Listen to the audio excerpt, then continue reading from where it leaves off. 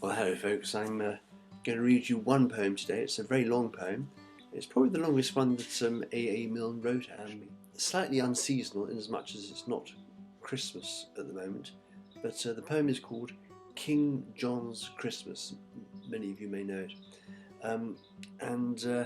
It's all about King John, who's not a good man, and he hasn't got any friends, let me show you some pictures. There we are, there's King John, and there are the people walking past him with their noses in the air, and he hasn't got any friends, and the only Christmas cards on his mantelpiece on that side there are ones that he sent to himself. But he's hopeful to get a present. He's not had one for years and years and years. So he climbs up the chimney and leaves a note for Father Christmas, and there he is leaving a note for Father Christmas. And at the top of the chimney, I'll show you that again, there we go. And then down there we have a picture of him looking in his stocking, having nothing there. Bless his cotton socks, but bless his stocking, I suppose. And then I won't tell you how the picture goes, but how the story goes. There's one last picture at the end, but he really, really wants a big red India rubber ball. So let's get on with the poem. This is King John's Christmas by A. Milne. King John was not a good man, he had his little ways, and sometimes no one spoke to him for days and days and days.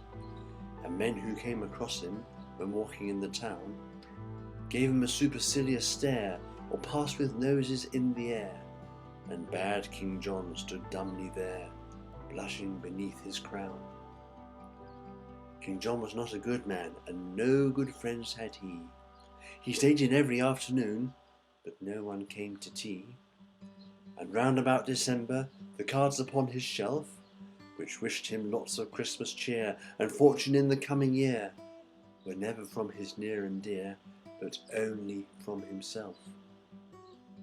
King John was not a good man, yet had his hopes and fears. They'd given him no present now for years and years and years. But every year at Christmas, while minstrels stood about, collecting tribute from the young for all the songs they might have sung, he stole away upstairs and hung a hopeful stocking out. King John was not a good man, he lived his life aloof. Alone he thought a message out while climbing up the roof. He wrote it down and propped it against the chimney stack. I'll show you the message. The message is right there, I'll read it out.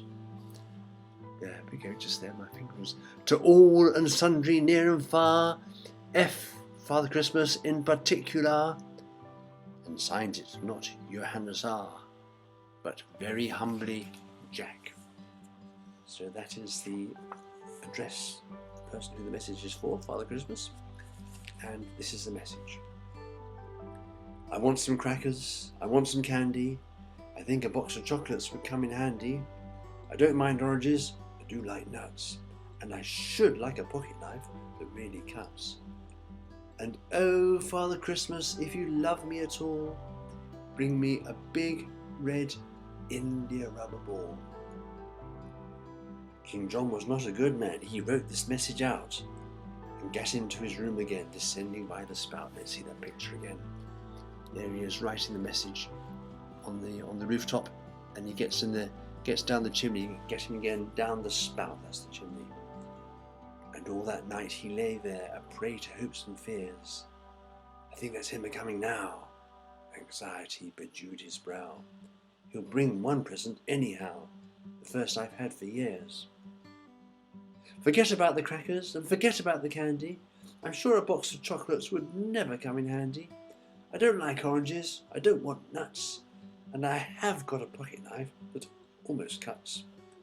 But oh, Father Christmas, if you love me at all, bring me a big red India rubber ball.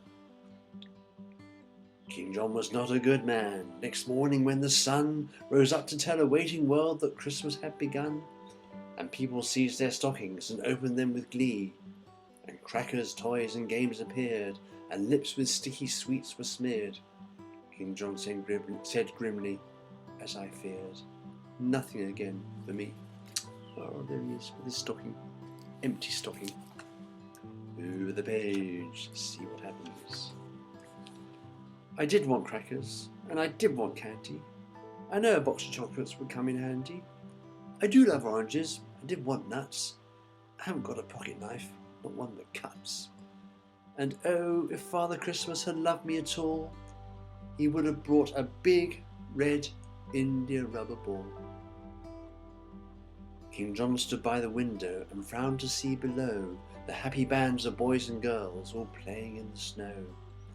A while he stood there watching and envying them all, when, through the window big and red, there hurtled by his royal head and bounced and fell upon the bed an India rubber ball. And oh, Father Christmas, my blessings on you fall, for bringing him a big red India rubber ball. And there we have the picture there of Father Christmas, King John, bad King John, finally got his rubber ball. There he is, and delighted. I suppose it must have been one that the children were playing with. They threw it in the wrong direction, and happily there was no glass in the window, and it didn't break anything. Just bounced through the went through the window and bounced on his bed. So there's a happy ending to a story of King John, who was not a good man. Well, I hope you enjoyed that, and look forward to seeing you next time. Bye for now.